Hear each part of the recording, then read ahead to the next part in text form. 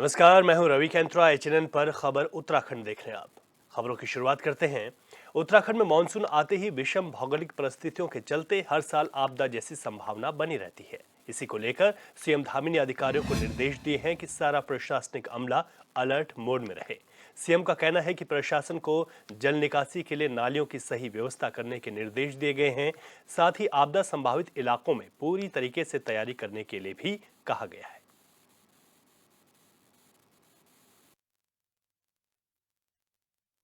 Monsoon सत्र हमेशा से हमारे लिए एक चुनौती जैसा होता है, क्योंकि किसी न किसी रूप में हमको आपदाओं का भी सामना करना पड़ता है, अतिवृष्टि का सामना करना पड़ता है, नदी नालों की जो बाढ़ आती है उसका भी सामना होता है, जल भराव होता है। तो उसी से संबंधित क्योंकि आगे हमको किस प्रकार से काम करना है, हमारा पूरा एडमिनिस्ट्रेशन एक एक्शन मोड में रहे और जहाँ भी ज़रूरत हो उससे पहले से जो तैयारियाँ करनी है वो सब तैयारियों के लिए कि कहीं जहाँ साफ़ सफाई होनी है साफ़ सफाई हो, कुछ जगह पर जो नाले बंद हो गए हैं उन सबको खोला जाए, कहीं पर जो है कूड़ा जमा हो जाता है वो सब चीज़ें, और साथ में ऐसे समय में रोडें बंद हो जाती हैं तो रोडें भी खुलें, चूँकि चारधाम यात्रा भी चल रही है तो उसका भी विशेष रूप से चूँकि यह है कि कहीं मार्ग ज़्यादा लंबे समय तक अवरुद्ध न हो, तो इन सब विषयों पर बात करेंगे। और चमोली से इस वक्त बड़ी खबर आ रही है, जहां पर प्रशासन ने बद्रीनाथ उपचुनाव की तैयारियां शुरू कर दी हैं। बद्रीनाथ विधानसभा सीट पर 210 पोलिंग बूथ बनाए जाएंगे। इसके अलावा इस विधानसभा में 1,02,145 मतदाता हैं, 2,566 सर्विस वोटर्स हैं, 52,485 पुरुष मतदाता हैं, तो वहीं 49,658 महिला मतदाता भी हैं। तो इस सीट का समीकरण भी आपको बता रहे हैं कि यहाँ पर किस तरीके से मतदाताओं की संख्या है। लेकिन बड़ा अपडेट यह है कि अब चमोली में, क्योंकि बद्रीनाथ सीट पर उपचुनाव होना है, ऐसे में प्रशासन ने इस उपचुनाव की तैयारियां शुरू कर दी हैं। विधानसभा सीट पर जो बूथ हैं वो बनाए जा रहे हैं। 210 पोलिंग बूथ यहां पर बनेंगे। विधानसभा में 1,02,145 मतदाता हैं, 2,566 सर्विस वोटर्स हैं, 52,485 पुरुष मतदाता और 49,658 के करीब महिला मतदाता हैं। तो अब इस सीट पर उपचुनाव होना है, जिसको लेकर प्रशासन ने तैयारियां शुरू कर दी।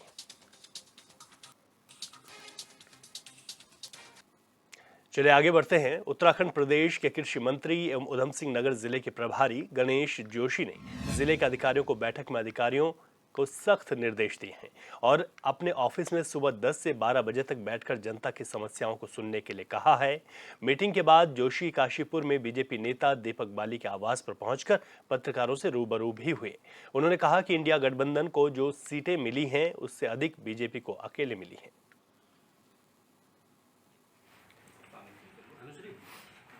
उत्तराखंड में सबसे ज्यादा मतों से माननीय अजय भट्ट जी विजयी हुए। मैं उसके लिए यहाँ की जनता का आभार व्यक्त करने के लिए आया हूँ। और इस प्रकार से मोदी जी ने पहली कैबिनेट में किसानों की चिंता की है। किसान सम्मान निधि की 7वीं किस्त 20,000 करोड़ रुपए जारी कर दिए हैं। इसी प्रकार 3 करोड़ आवास बनाने की घोषणा करने का निर्णय उसमें लिया है। मैं प्रधानमंत्री जी का मंगलौर विधानसभा सीट और बद्रीनाथ विधानसभा सीट पर उपचुनाव की तारीखों का ऐलान हो चुका है।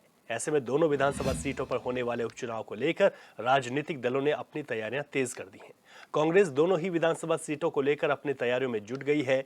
कांग्रेस प्रदेश प्रवक्ता शिषपाल बिष्ट का कहना है कि बद्रीनाथ और मंगलौर विधानसभा सीटों पर होने वाले उपचुनाव को लेकर कांग्रेस पहले से ही तैयार है।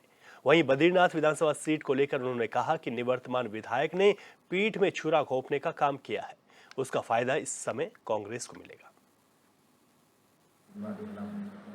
राज्य में दोनों उपचुनाव को लेकर के कांग्रेस पार्टी पहले से ही तैयार है। जैसे ही लोकसभा चुनाव की रणभेरी बजी थी, हमारा प्रतिनिधिमंडल राज्य के मुख्य निर्वाचन आयुक्त से मिला था और हमने तब भी जो है दोनों सीटों पर लोकसभा चुनाव के बीच में उपचुनाव कराने की मांग की थी। लेकिन किन्हीं कारणों से लोकसभा चुनाव के बीच ये जो है चुनाव संपन्न नहीं हो सके। अब चुनाव की घोषणा हो गई तो हमारी तैयारियां पूरी हैं, क्योंकि आप अगर लोकसभा चुनाव के मतदान के आंकड़ों को उठाएं तो मंगलौर विधानसभा में जो है कांग्रेस पार्टी की लीड इतनी ज़्यादा है कि भाजपा उसको निश्चित तौर पर जो है कवर नहीं कर पाएगी। और बद्रीनाथ विधानसभा की जहाँ तक बात करें तो वहाँ पर जो निवर्तमान विधायक हैं उन्होंने पार्टी की पीठ में छुरा घोंपने का काम किया है और जो बद्रीनाथ की जनता का जनादेश है उसका अपमान करने का काम किया है।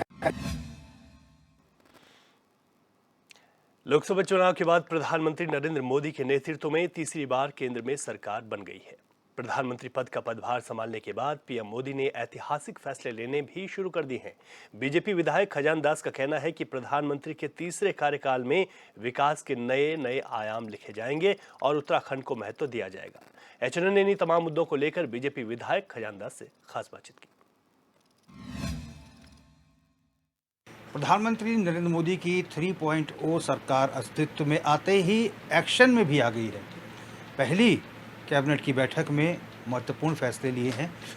उत्तराखंड के भारतीय जनता पार्टी के तेज तर्रार नेता, पूर्व मंत्री और वर्तमान में राजपुर विधानसभा से विधायक खजान दास जी इस समय हमारे साथ एचएनएन पर मौजूद हैं। विधायक जी, प्रधानमंत्री पूरे एक्शन में है। पहली कैबिनेट में ही निर्णय ले लिया कि प्रधानमंत्री आवास योजना के तहत 3 करोड़ मकान और बनाए जाएंगे। कितना महत्वपूर्ण मानते हैं? सबसे पहले तो मैं माननीय प्रधानमंत्री जी का बहुत बहुत बधाई और शुभकामनाएं देना चाहूँगा कि तीसरी पारी की शुरुआत उन्होंने की है और हैट्रिक विजय के साथ माननीय मोदी जी देश के प्रधानमंत्री बने हैं और कैबिनेट का बाकायदा विस्तार हो गया है, जिम्मेदारियां दी गई है और इसके निमित्त पहले कैबिनेट बैठक में जो उन्होंने ऐतिहासिक निर्णय लिए उसके लिए मैं बहुत साधुवाद उनका करना चाहूँगा कि 3 करोड़ गरीबों के लिए घर देने की बात कही गई है और दूसरा किसानों की जो किसान निधि है उसको भी आपने जारी किया है, बहुत बड़ी बात है। और उत्तराखंड को कर के माध्यम से जो हमारा अंश है उसको 1500 कुछ करोड़ रुपया जारी किया है। ये बहुत बड़ी उपलब्धि हम सबके लिए, मैं उनका दिल की गहराई से बहुत बहुत धन्यवाद ज्ञापित करना चाहूँगा। जो केंद्रीय करों में हिस्सेदारी मिली है विधायक जी उत्तराखंड को 1562 करोड़ 44 लाख रुपए, ये विकास कार्यों में उत्तराखंड को काम आएंगे काफ़ी हद तक। देखिए, ये जो 15 करोड़ से अधिक धनराशि जो उत्तराखंड वासियों को मिली है और इसमें माननीय मुख्यमंत्री जी को भी बहुत बहुत बधाई और उनकी सौम्यता को भी बहुत बहुत बधाई देना चाहूँगा कि इसके निमित्त माननीय प्रधानमंत्री जी ने जो ये धन जारी किया है इससे उत्तराखंड का काफ़ी डेवलप होगा, काफ़ी विकास होगा, ये मुझे आशा है। और मुझे लगता है कि इसी प्रकार जो उन्होंने कहा था उसी का एक अंश है, उसी का एक स्वरूप है। जो केदारनाथ में उन्होंने कहा था कि दशक उत्तराखंड का होगा, तो मुझे लगता है कि माननीय मोदी जी जो कहा शो किया करने जा रहे हैं, इसके लिए पूरा बहुत बहुत धन्यवाद। विधायक जी, अजय टम्टा जी को सड़क परिवहन जैसा महत्वपूर्ण मंत्रालय मिला है, नितिन गडकरी जी के साथ वो काम करेंगे, कितना सौभाग्य मानते हैं उत्तराखंड के लिए? देखिए, सड़क परिवहन मंत्री, राज्य मंत्री माननीय अजय टम्टा जी को बनाया गया है, उनको जिम्मेदारी दी गई है और उनको अनुभव भी है। पूर्व में वो कपड़ा मंत्री, राज्य मंत्री रहे हैं और मुझे लगता है कि उत्तराखंड के हित का बहुत अच्छा है। उत्तराखंड में जिस तरह से बहुत सारी सड़क की योजनाएं चल रही है इस समय, एक अच्छा लाभ उत्तराखंड को मिलेगा, पूरे देश को भी मिलेगा।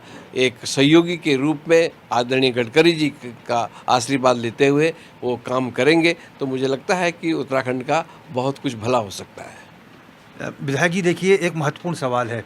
अब मुख्यमंत्री पुष्कर सिंह धामी कहीं ना कहीं हाईकमान के और नज़दीक आ गए हैं, क्योंकि बतौर स्टार प्रचारक उत्तराखंड की कमान संभालने के बाद पूरे देश में चुनाव प्रचार किया और जहाँ जहाँ प्रचार किया वो प्रत्याशी जीत कर आए, वो मंत्री भी बन गए। ये बड़ी बात है। तो एक तरह के वो लकी चार्म है और दूसरा ये कि क्या उनकी पकड़ केंद्र में अब बहुत अच्छी हो गई है।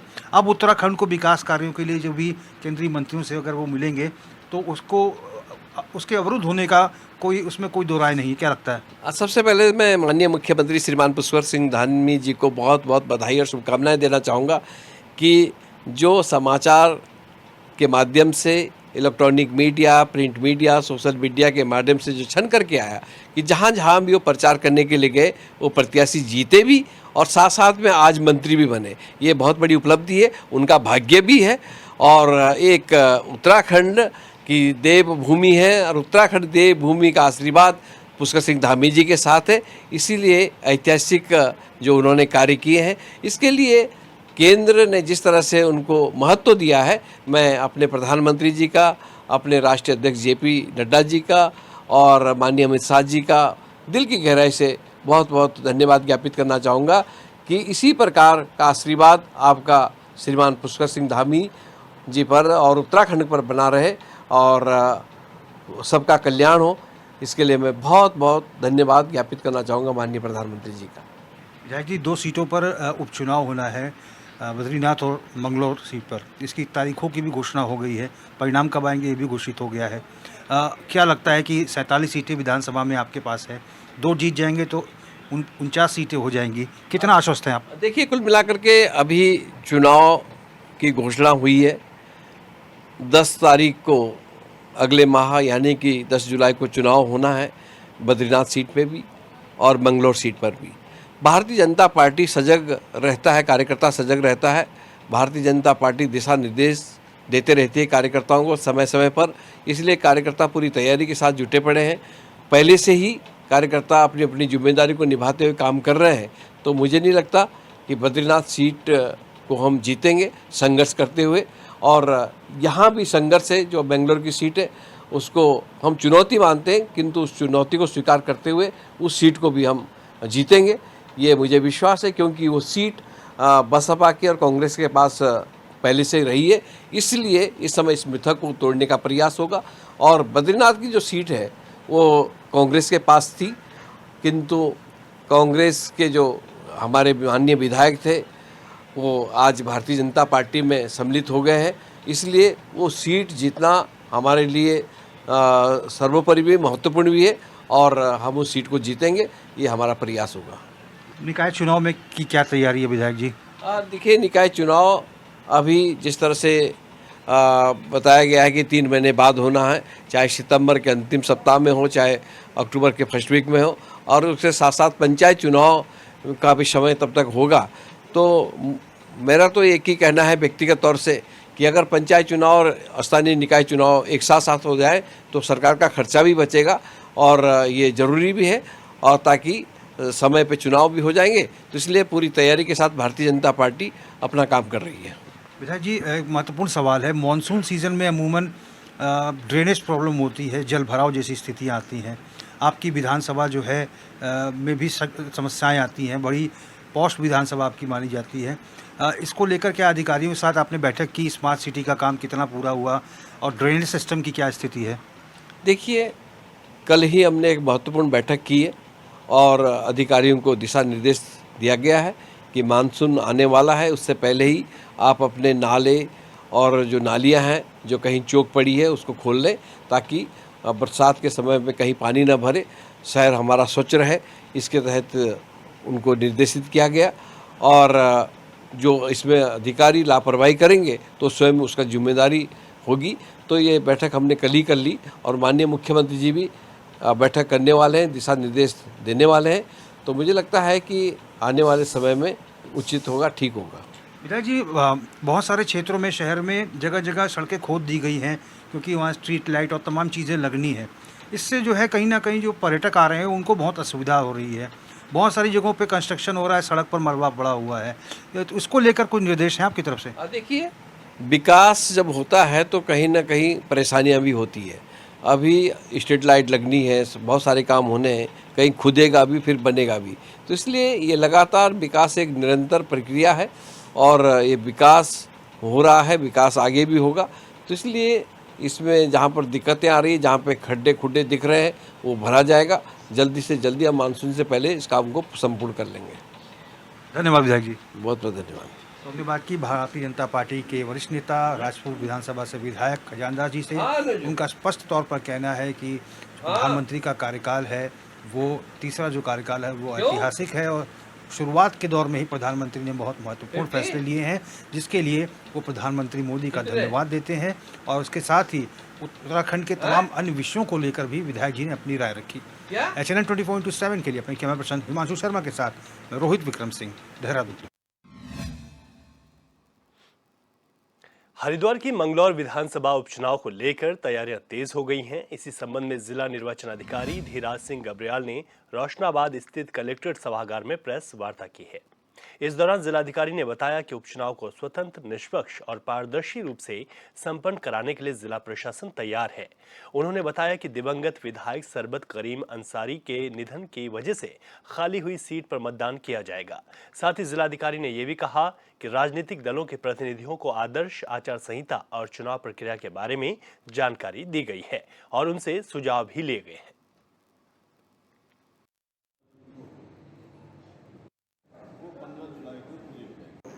और 10 जुलाई को मतदान की तिथि है और 13 तारीख को इसकी काउंटिंग होगी और 15 तक हमारा जो आचार संहिता लागू है वो लागू रहेगी।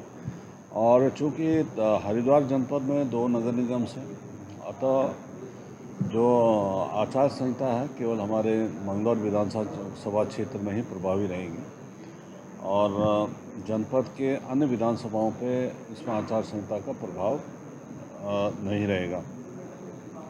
पोलिंग पार्टियां हमारी कलेक्ट्रेट से ही रवाना होंगी और नाम निर्देशन पत्र भी हमारे कलेक्ट्रेट्स में ही हमारे रिटर्निंग ऑफिसर्स द्वारा लिए जाएंगे। कलेक्ट्रेट में सिटी मजिस्ट्रेट के ऑफिस को हम लोग इसको नोटिफाई कर रहे हैं और काउंटिंग भी की प्रक्रिया भी हमारे आपके कलेक्ट्रेट में ही संपन्न होगी। ऋषिकेश की श्यामपुर ग्राम सभा के अंतर्गत बंगाली नाले पर हो रहे अतिक्रमण को लेकर एक बुजुर्ग 2020 से तहसील के चक्कर काट रहे हैं, लेकिन अभी तक बुजुर्ग की शिकायत पर कोई ठोस कार्रवाई नहीं हुई। अब शिकायतकर्ता ने मामले में कार्रवाई न होने पर प्रशासन को आमरण अनशन की चेतावनी दी है। शिकायतकर्ता ने आरोप लगाया है कि ग्राम प्रधान की शय में भूमाफियाओं ने सरकारी जमीन और नदी नालों पर अतिक्रमण किया है।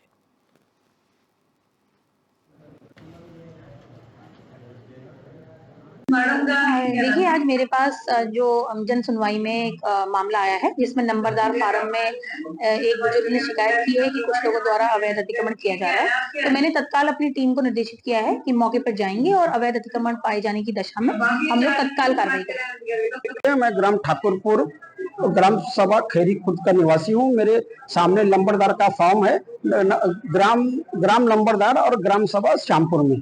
वहाँ पे अतिक्रमण हो रहा है बंगाली नाले पे, और जिससे कि राजस्व का भी नुकसान हो रहा है और नदी का जो बंगाल नाले का जो बहाव है वो उसका पानी भी जो है ना रुक रहा है। तो जब बाढ़ आती है तो वहाँ पे लोगों ने अतिक्रमण कर दिया और वो जो नदी का जो पानी है वो बाद में ठाकुरपुर गांव की मैंने घरों में अच्छा घुस जाता है। वहाँ पे मेरी जमीन है, मेरी जमीन भी खतरे में हर साल कट रही है थोड़ी बहुत वो। और मैं एक जागरूक नागरिक के होने के नाते मैं 2020 से ये विषय पे लगा हुआ, कहीं भी सुनवाई नहीं होती। प्रशासन लिख के देता है लेकिन जो जाने वाले कर्मचारी हैं, जो उनके अधिकारी हैं, वो कुछ भी कार्य नहीं करते। मैं लगातार डीएम, एसडीएम, मुख्यमंत्री धामी जी को मैं पत्र व्यवहार कर रहा हूँ 2020 से। नरेंद्र नगर की मिंडाथ ग्राम पंचायत में सरकार जनता के द्वार कार्यक्रम आयोजित किया गया है। कार्यक्रम में ब्लॉक प्रमुख राजेंद्र सिंह भंडारी ने 13 लाख की लागत से निर्मित जनता मिलन केंद्र का लोकार्पण किया। यह जनता मिलन केंद्र क्षेत्र के विधायक और प्रदेश के वन मंत्री सुबोध उनियाल ने विधायक निधि से बनवाया है।